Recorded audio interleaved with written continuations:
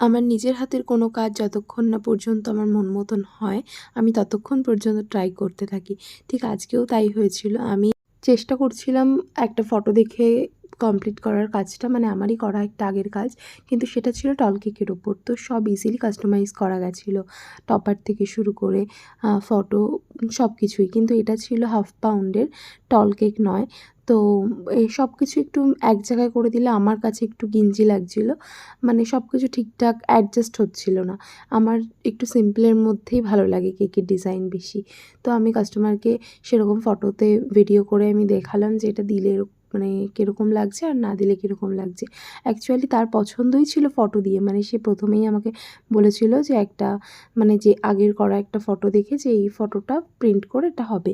তো দেন কাস্টমার বলল, "তুমি ছোট করে দাও একটু নিচ থেকে কেটে, ফটোটার কোনো সমস্যা নেই।" তো আমিও তার কথা মতন সেরকমই করেছি। ক্যাপসুল স্প্রিঙ্কেলটা ওখান থেকে সরিয়ে মিডল থেকে ফটোটা ওখানে বসিয়েছিলাম। তো ভালোই লাগছিল। আ আজকের কাজটা তোমরা দেখো, জানিও কেমন হয়েছে। কাস্টমারের কিন্তু খুব পছন্দ হয়েছে, টেস্ট অ্যান্ড লুকস দুটোই।